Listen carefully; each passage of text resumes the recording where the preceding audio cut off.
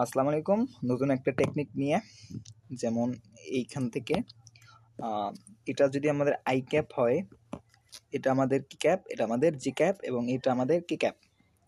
এখন আমরা যদি এই দিকে ঘুরি, আমরা এই দিক ঘুরলে আমাদের প্লাস আসবে, যেমন আই ক্রস জে সমান কে ক্যাপ হবে, i cap cross j cap সমান কে ক্যাপ হবে, আই ক্যাপ আর জে ক্যাপ কে ক্যাপ হবে।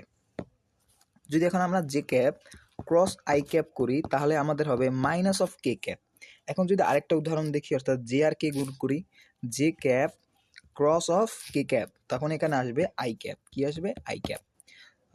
আরেকটা যদি উদাহরণ দেখি, যেমন